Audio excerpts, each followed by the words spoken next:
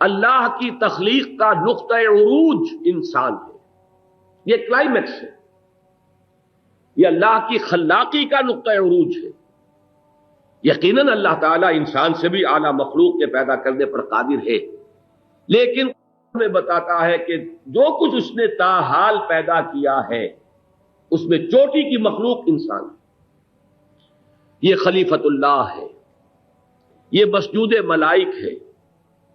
قرآن میں بعض مقامات پر کہا گیا خلقتہ بیدی، میں نے اس انسان کو اپنے دونوں ہاتھوں سے بنایا، یہ اشرف المخلوقات ہے۔ یہ انسان تورات میں یہ الفاظ ہے اور حدیث میں بھی یہ جملہ موجود ہے، خلق اللہ آدم علی صورتہ، اللہ تعالیٰ نے آدم کو اپنی صورت میں پیدا فرمایا ہے۔ جس طریقے سے کہ اللہ کی ذات جملہ کمالات کی جامع ہے، اسی کا ایک عکس ہے جو اللہ نے انسان کے اندر رکھ دیا ہے۔ نمبر 2، اس انسان کی یہ زندگی صرف یہ دنیا کی زندگی نہیں ہے۔ عمر دراز مانگ کے لائے تھے 4 دن، 2 آرزو میں کٹ گئے، 2 انتظار میں۔ ایک عرصہ تو گزر جاتا ہے کہ ابھی شعور ہی نہیں، بچپنا ہے، کھلنڈرا پن ہے۔ اس کے بعد کچھ شعور کی آنکھ کھولی، تھوڑا سا وقت ملتا ہے، 30 برس 40 برس، اس کے بعد پھر ڈھلوان پہ آ جاتا ہے آدمی، ذہنی صلاحیتیں بھی کم ہونی شروع ہو جاتی ہیں، جسمانی قوتوں کے اندر بھی اضمحلال آتا ہے۔ تو لے دے کر جنہیں بھی نصیب ہوتا ہے 30-40 برس کا عرصہ، تو کیا صرف یہی حقیقت ہے اشرف المخلوقات کی؟ کیا یہی ہے کل زندگی وجود ملائک کی؟ نہیں، اس کی زندگی بہت طویل۔ قرآن مجید میں خفی انداز میں ایک بات بیان کی گئی ہے، بعض چیزیں حکمت کی اتنی گہری ہیں کہ وہ عوام کے لیے نہیں ہوتی، لیکن یہ کہ جو اصحاب حکمت ہیں، جو اس کے اہل ہیں، ان کو قرآن مجید میں اشارات میں وہ چیزیں بھی۔ ہماری زندگی کا آغاز جو ہے یہاں پیدائش سے نہیں ہے، ہماری تخلیق تو ہوئی تھی ارواح کے عالم میں، جبکہ ہم جنود مجندہ تھے، جبکہ تمام نوع انسانی بغیر ان جسموں کے صرف ارواح کی شکل میں موجود تھی۔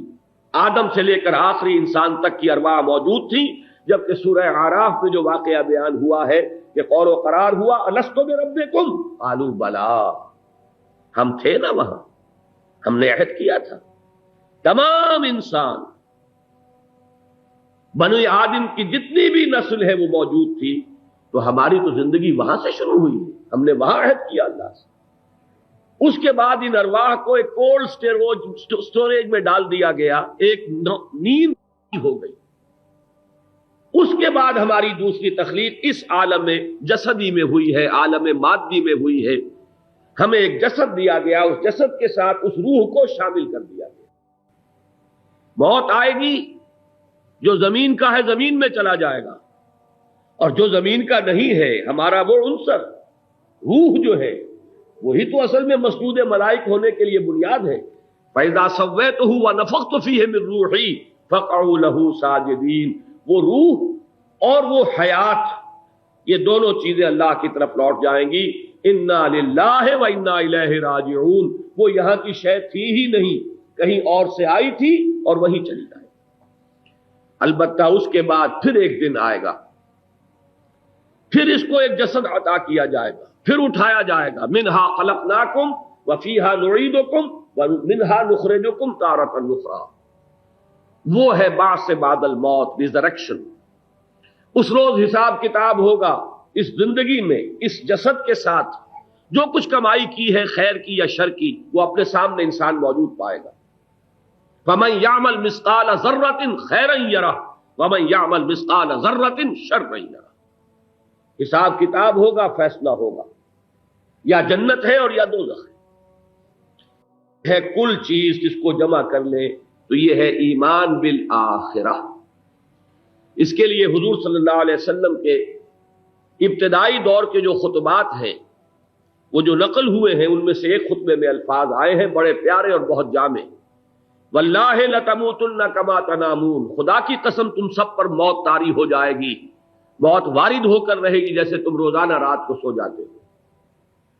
ثم لتبعثن کما تستيقظون، پھر تمہیں اٹھا لیا جائے گا جیسے کہ روزانہ صبح کو بیدار ہو جاتے ہیں.